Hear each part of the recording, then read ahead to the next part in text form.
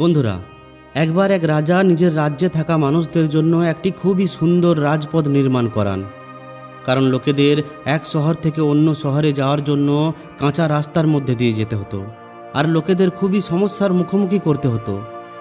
সবাই রাজাকে দোষ দিতেন যে আমাদের রাজা আমাদের চলার পথটি ঠিক করছেন না, রাস্তাটি ভালোভাবে তৈরি করছেন না। কিছু মানুষেরা তো আবার এই রাজাকে গালিগালাজও করতেন। এরপর রাজা সিদ্ধান্ত নেন যে এই বছর এই রাজমহল হয়ে যে সমস্ত রাস্তা গেছে ওই সমস্ত রাস্তাকে খুবই ভালোভাবে নির্মাণ করা হোক, আর সমস্ত কাঁচা রাস্তাকে খুবই ভালো এবং সুন্দর রাজপথে পরিবর্তন করে দেওয়া হোক। রাজা তার দরবারে সবাইকে ডাকেন। সেখানে তিনি তার মন্ত্রীকে আদেশ দেন যে রাজমহল দিয়ে যে সমস্ত রাস্তা গেছে ওই সমস্ত রাস্তাকে খুবই ভালো রাজপথে পরিবর্তন করে দেওয়া হোক। রাস্তার মধ্যে কোথাও যেন কোনো গর্ত না থাকে, রাস্তাটিকে খুবই ভালোভাবে বানানো হোক এবং ওই রাস্তার দুই দিকে অনেক গাছপালাও যেন লাগানো হয়। এখন রাজার আদেশ পালন তো করতেই হবে, তাই খুবই তাড়াতাড়ি ওই রাজপথ তৈরি করার কাজ শুরু হয়ে যায়। এরপর দেখতে দেখতে ওই রাজ্যের সমস্ত রাস্তা খুবই সুন্দর করে তৈরি করে দেওয়া হয়। এরপর যখন ওই রাজপথ তৈরি হয়ে যায় তখন একদিন রাজা সবাইকে তার দরবারে ডাকেন এবং তার সমস্ত রাজ্যবাসীদের বলেন যে এই রাস্তাটিকে চালু করার আগে আমি একটি প্রতিযোগিতা করার কথা ভেবেছি। ওই রাজা বলেন যে আমি এটা দেখতে চাই যে এই রাস্তার মধ্যে সবথেকে ভালো যাত্রা কে করতে পারে। এমন কোন ব্যক্তি যিনি এই রাস্তার মধ্যে সবথেকে ভালো সফর করতে পারবেন, আর যে ব্যক্তি এই রাস্তার মধ্যে সবথেকে ভালো সফর করবেন তাকে আমি আমার পুরস্কার স্বরূপ একটি বাক্সের 1 বাক্স মোহর দেব। এরপর প্রতিযোগিতার দিন সবাই এসে উপস্থিত হয়। তাদের মধ্যে কিছু মানুষের কাছে খুবই সুন্দর রথ ছিল, আবার কিছু মানুষের কাছে ওই যাত্রাকে আকর্ষণীয় করে তোলার জন্য কিছু জামা কাপড় এবং খাবার দাবারও ছিল। কিছু মানুষ নিজের নিজের মজবুত জুতো পরেন এবং নিজের কৌশল দেখানোর জন্য পায়ে হেঁটেই ওই রাজপথ ধরে এগিয়ে যায়। ওই সম্পূর্ণ দিন ওই রাজপথ দিয়ে সমস্ত লোকেরা যাওয়া আসা করে। এরপর ওই যাত্রা শেষ করে সবাই রাজমহলে ফিরে আসেন। রাজমহলে ফিরে সমস্ত মানুষেরা রাস্তার মধ্যে পড়ে থাকা আবর্জনা ও কাঁকর পাথরের ব্যাপারে রাজাকে অভিযোগ জানায়, যেগুলো ওই রাস্তার মাঝখানেই পড়েছিল এবং ওই রাস্তাকে অবরুদ্ধ করছিল, আর তাই তাদের যাত্রায় বাধাও সৃষ্টি হচ্ছিল। অর্থাৎ সবাই ওই রাস্তার মধ্যে সফর করে আসে, সবাই ওই রাস্তার মধ্যে দিয়েই আসে, কিন্তু সবাই তার মধ্যে ত্রুটি দেখে। ওই সমস্ত লোকেরা রাজাকে বলে যে মন্ত্রী মশাই ভালোভাবে কাজ করাননি, ওই রাজপথকে ভালোভাবে তৈরি করাননি। তিনি রাস্তার মাঝখানে অনেক কাঁকর পাথর আবর্জনা রেখে দিয়েছেন। সেখানে উপস্থিত থাকা মানুষেরা সবাই আলাদা আলাদা ত্রুটি দেখাতে থাকেন। রাজা সবার কথা শুনতেই থাকেন। অবশেষে একজন বৃদ্ধ ব্যক্তি হাতে লাঠি নিয়ে হেঁটে হেঁটে সন্ধ্যার সময় ওই রাজমহলের দিকে দৌড়াতে দৌড়াতে আসেন। তার পায়ের মধ্যে না তো কোনো ভালো জুতো ছিল, আর না তো তিনি ভালো জামা কাপড় পরেছিলেন। তিনি খালি পায়েই যাত্রা করে রাজার কাছে ফিরে আসছিলেন। তাকে দেখে খুবই ক্লান্ত মনে হচ্ছিল। এরপর তিনি রাজার কাছে পৌঁছেই রাজার হাতে একটি বাক্স তুলে দেন। ওই বাক্সটি তিনি গামছার মধ্যে ঢেকে নিয়ে এসেছিলেন, যাতে করে লোকেরা ওই বাক্সটিকে দেখতে না পায়। যখন তিনি ওই বাক্সটি রাজাকে দেখান আর বলেন, হে মহারাজ, রাস্তায় আমি এই বাক্সটিকে কুড়িয়ে পেলাম, দয়া করে এই বাক্সটি যার তাকে ফিরিয়ে দেওয়ার ব্যবস্থা করুন, যাতে করে এই বাক্সটি যার তার কাছে এই বাক্সটি পৌঁছে যায়। ওই বাক্সের মধ্যে সোনার মোহর ছিল। যখন রাজা বাক্সটিকে খোলেন এবং ওই সোনার মোহরগুলিকে দেখেন তখন সেখানে উপস্থিত থাকা সমস্ত লোকেরা এটা দেখে চমকে যায়। রাজা তাকে জিজ্ঞাসা করেন যে তুমি এই বাক্সটি কোথায় পেলে? তখন ওই বৃদ্ধ ব্যক্তিটি বলেন, হে মহারাজ, যখন আমি ওই রাস্তার মধ্যে যাত্রা করছিলাম তখন ওই রাস্তার মধ্যে যে সমস্ত অবরুদ্ধ পাথর কাঁকর পড়েছিল তার মধ্যে এই বাক্সটি চাপা ছিল। যখন আমি ওই রাস্তা দিয়ে চলছিলাম তখন এই পাথর কাঁকর আমাকে খুবই বিরক্ত করছিল, তাই আমি ওই রাস্তার মধ্যে পড়ে থাকা পাথর কাঁকরকে পরিষ্কার করতে শুরু করলাম, আর সেগুলোকে পরিষ্কার করার পরেই আমি বাক্সটি সেখান থেকে পেলাম। তিনি আরও বলেন, হে মহারাজ, রাস্তায় কোথাও কোনো খারাপ অবস্থা নেই, শুধুমাত্র কিছু পাথর ওই রাস্তার মাঝখানে পড়েছিল।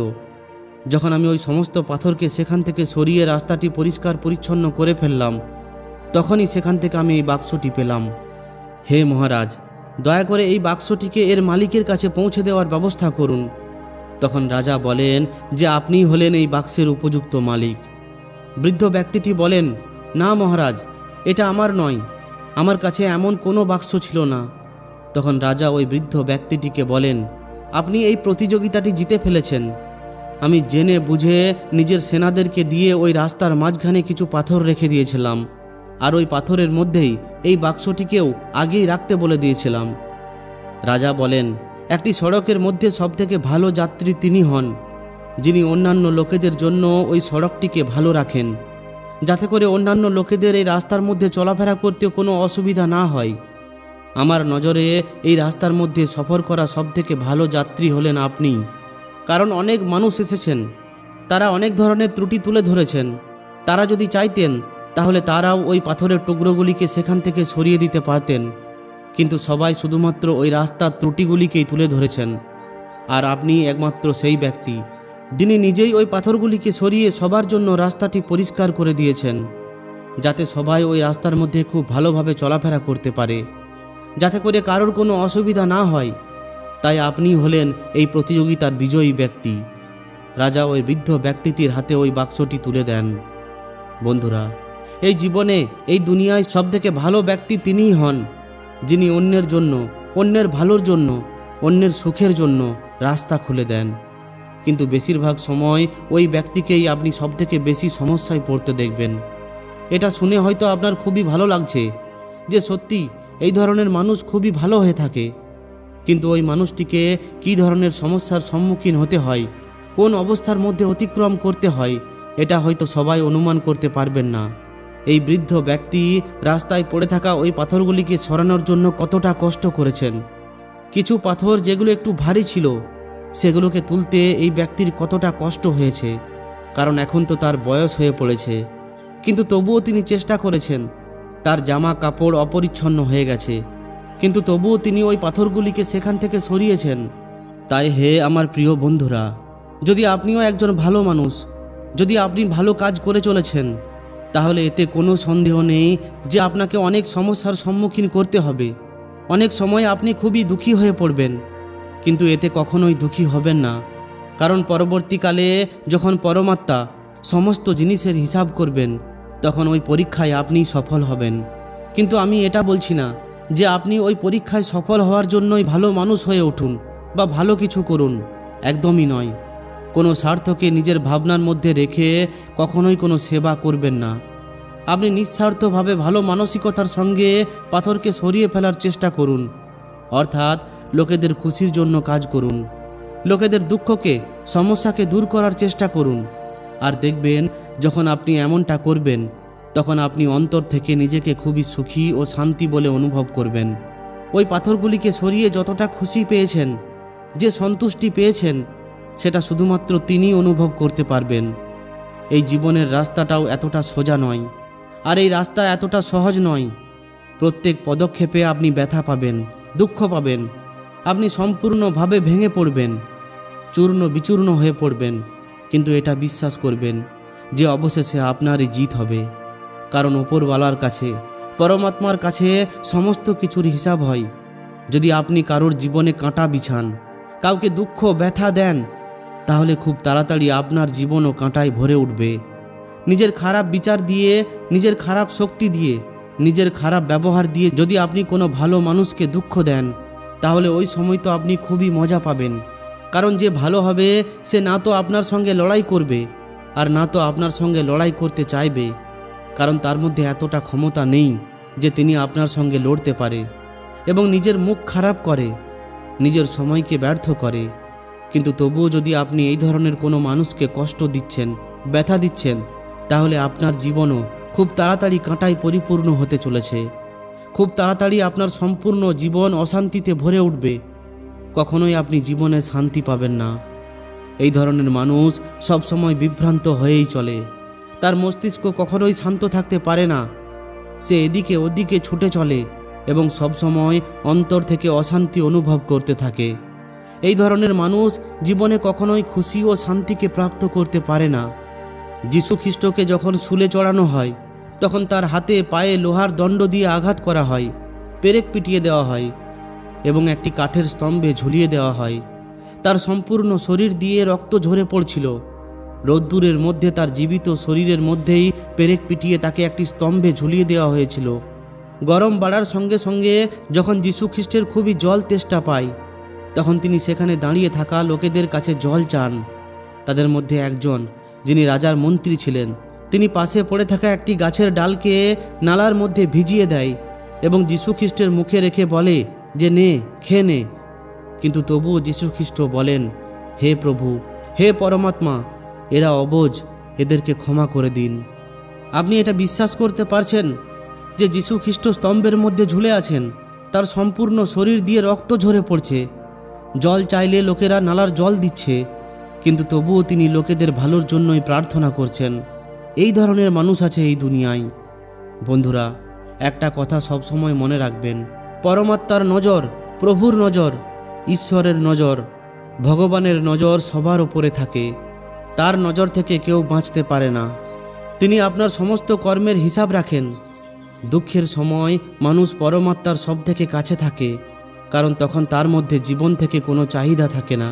আর এই ধরনের কোনো মানুষকে যদি আপনি কষ্ট দিচ্ছেন, তাহলে আপনি এটা ভাবুন যে আপনি ভগবানকে কষ্ট দিচ্ছেন, আর এরপর এর পরিণাম আপনাকে ভোগ করতেই হবে। এটা কেউ জানে না যে আপনি কত যোনি পরিবর্তন করার পর মানুষের যোনি প্রাপ্ত করেছেন। তাই এই জীবনকে এইভাবেই হারিয়ে ফেলবেন না। যদি আপনি কারোর রাস্তায় ফুল বিছাতে না পারেন, তাহলে আপনি কমসে কম কাঁটা কখনোই বিছাবেন না। এমনিতেই এই পৃথিবীতে যখন জন্মগ্রহণ করেছেন, তখন মৃত্যু গ্রহণ তো করতেই হবে। তাই এমন কোনো কাজ করে যান যাতে করে লাখ লাখ মানুষ আপনার ভালো স্মৃতিকে মনে করতে পারে। একবার কয়েকটি বালক একটি ক্ষেতের পাশ দিয়ে পেরিয়ে যাচ্ছিল। রাস্তায় তারা কাজ করতে থাকা একটি কৃষকের এক জোড়া জুতো গাছের নিচে পড়ে থাকতে দেখে। ওই কৃষক একটু দূরে কাজ করছিল, এই জন্য সেই বাচ্চাদেরকে দেখতে পায় না। বাচ্চারা ভাবে এটা নিয়ে একটা মজা করা যাক।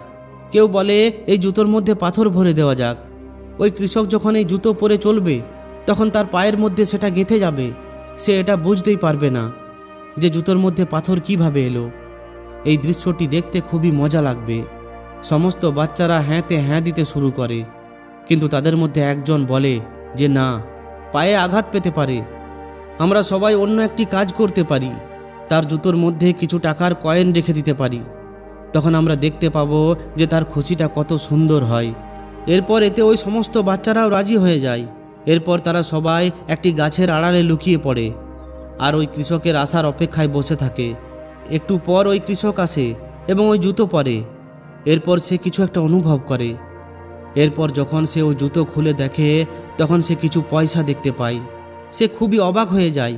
সে অনেকবার জোরে জোরে চেঁচিয়ে চেঁচিয়ে আওয়াজ দেয় যে ভাই, এই পয়সাগুলি কার? কোনো জবাব না আসায় সে আকাশের দিকে একটু চেয়ে বলে, ধন্যবাদ হে ভগবান, আপনি আমার ব্যবস্থা করে দিয়েছেন।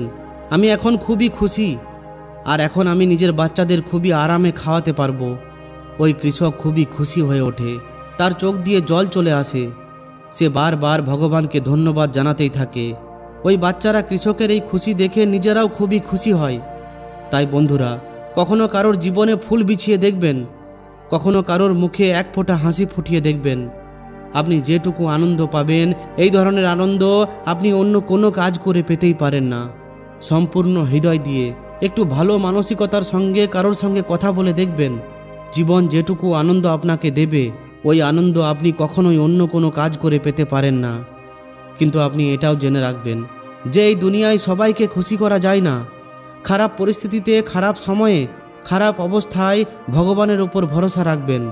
কখনো কখনো তিনি অনেক বেশি পরীক্ষা নেন, কিন্তু তার উপর ভরসা রাখুন আর নিজের উপর বিশ্বাস রাখুন, দেখবেন সমস্ত সমস্যার সমাধান হয়ে গেছে। তো বন্ধুরা, ভিডিওটি কেমন লাগলো অবশ্যই কমেন্টে জানান। আর যদি এই ধরনেরই আরও শিক্ষামূলক ভিডিও পেতে চান, তাহলে আমাদের এই চ্যানেলটিকে অবশ্যই সাবস্ক্রাইব করে নিন। ধন্যবাদ।